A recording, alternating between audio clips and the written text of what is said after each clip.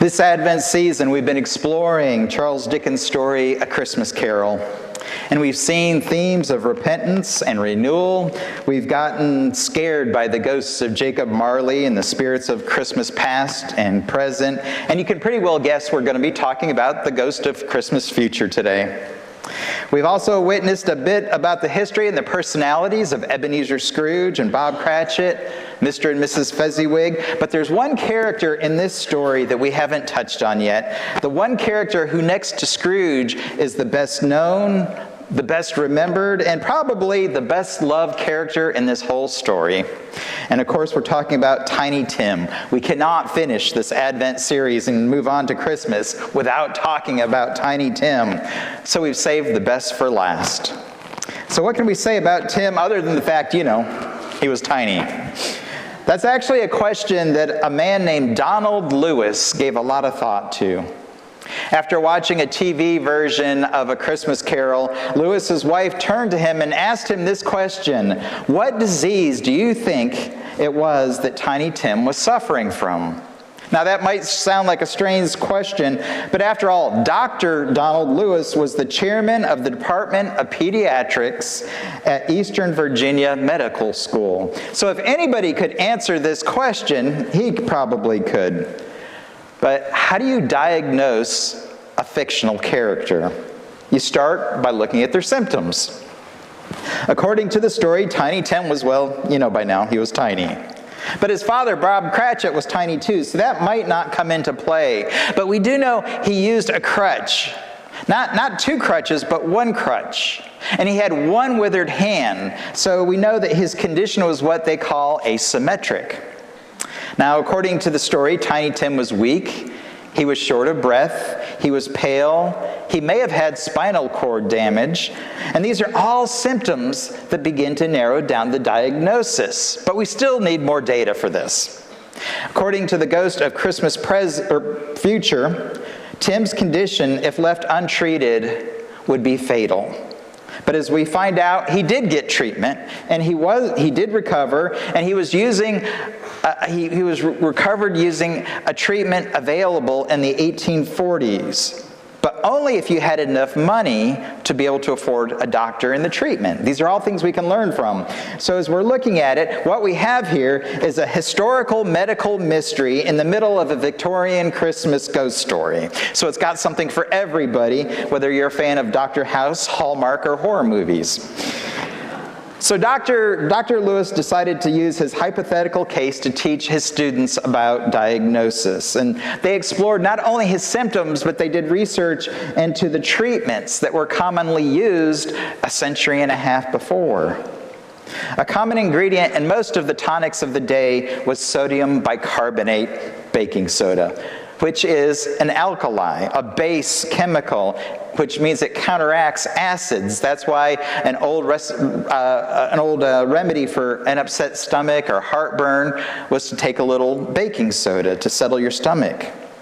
Now, Tiny Tim, he didn't have too much acid in his stomach.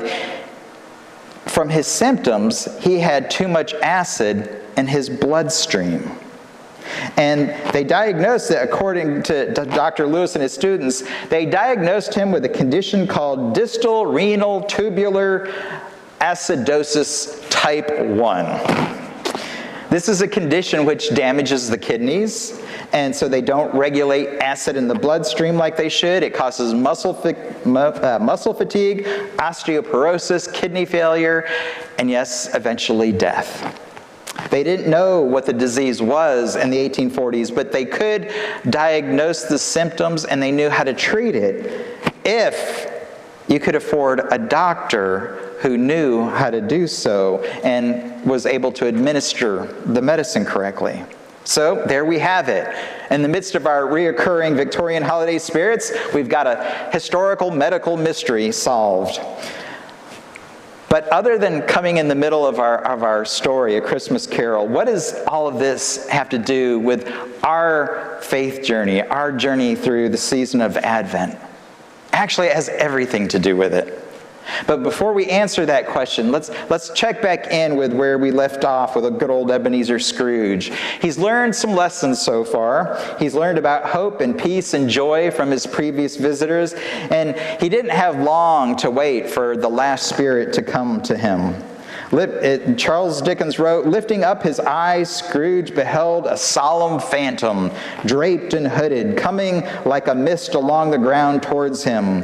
The phantom slowly, gravely, silently approached." And that's all pretty spooky for a nice Christmas story, right? But the next words that Dickens wrote sound like they could have come straight out of our Gospels. "Ghost of the future," Scrooge exclaimed, "I fear you more than any specter I've seen. But as I know your purpose for me is to do good, and as I hope to live to be another man from the one I was, I am prepared to bear your company and do it with a thankful heart." So Scrooge not only knows that he must transform into a new man, he now wants to transform into a new man. And he's willing to do anything that it takes to become that new man, even if it terrifies him to death. But don't get the wrong message here. Fear is not what transforms Scrooge. You can scare anybody for a while, but fear doesn't really last. It fades away. And we are not transformed by fear. We are transformed by love and by grace. We're transformed specifically by God's love and by God's grace. So as the Spirit took Scrooge into a Christmas day yet to come and some year ahead of him where he wasn't trying to scare him. The Spirit was trying to show him the reality of his own life. He was showing Scrooge the consequences should his life remain unchanged, should Scrooge himself remain untransformed.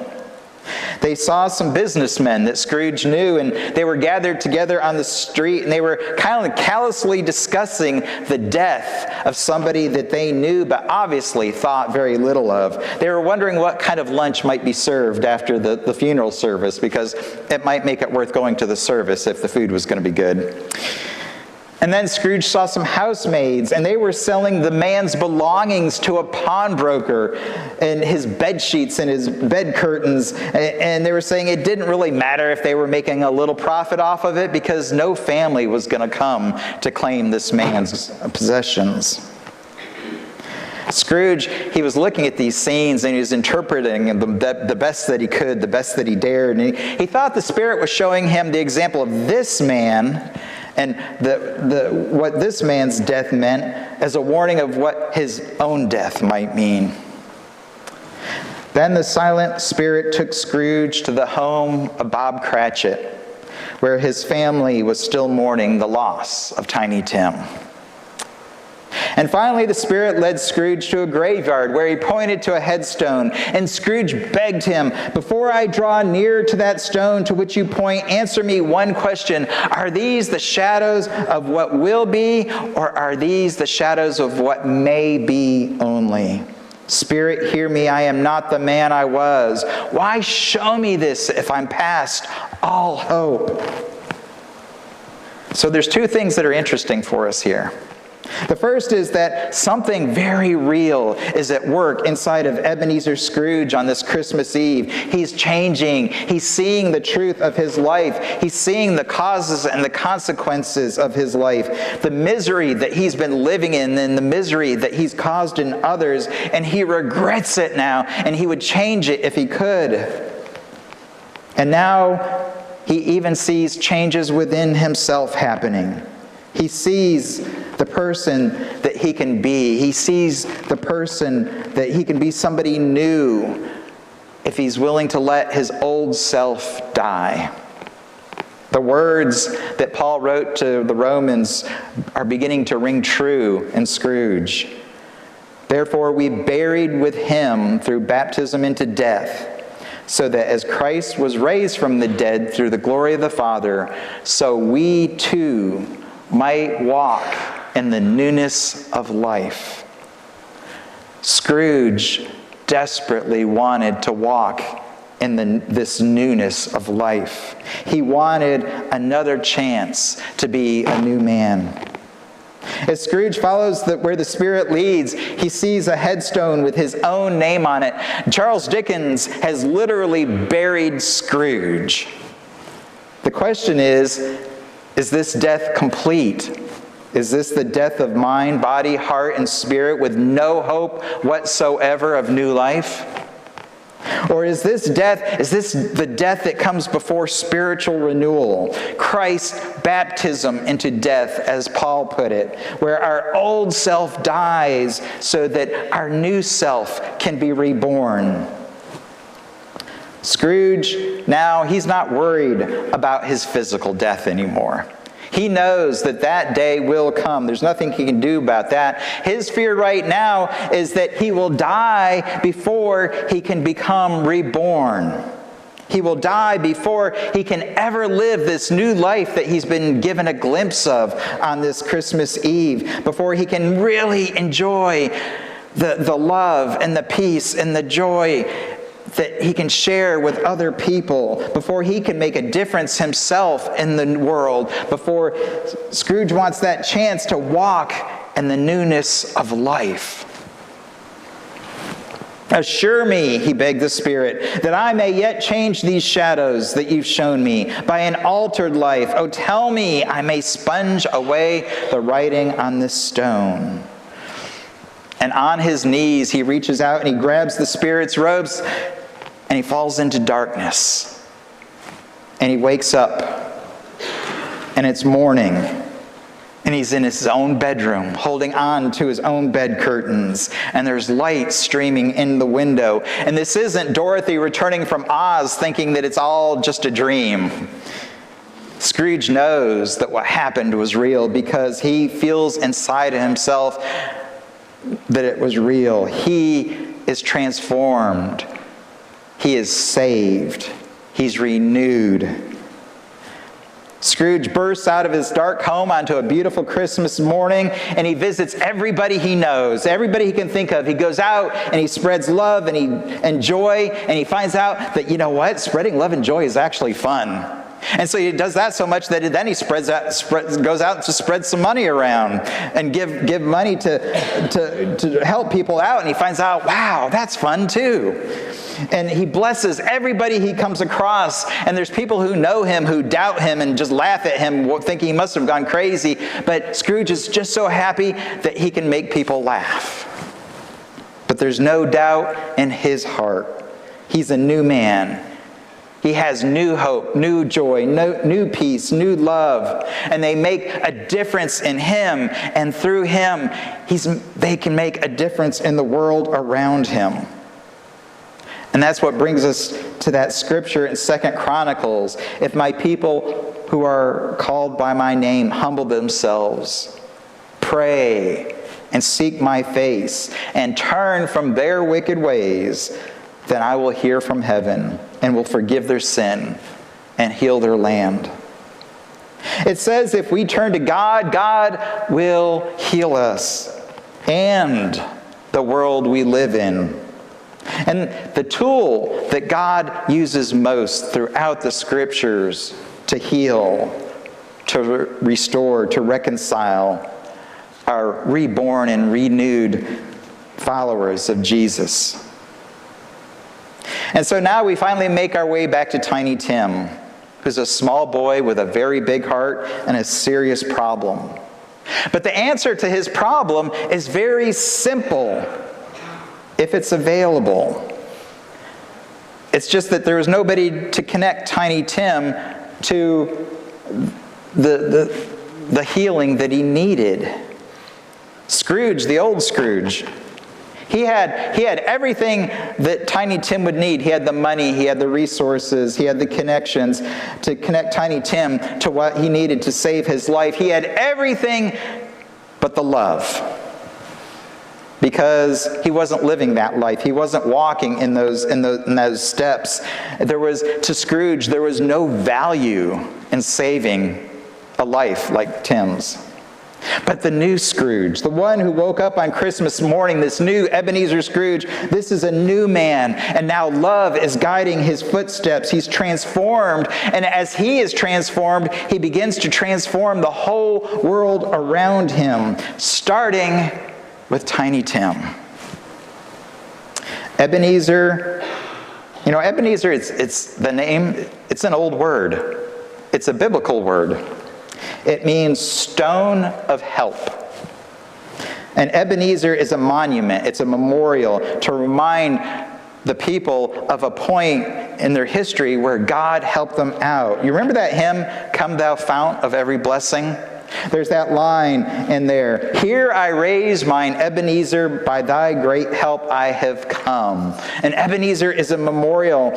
But the song is talking about making our very lives, the way we live them, the light of God shining through our lives, the way we share our faith, the way we serve others, making all of that a living memorial, a living monument. Our lives can become a living Ebenezer to God's help and grace. Who needs stone monuments when what we say and what we do and who we are can be the very best monument to God?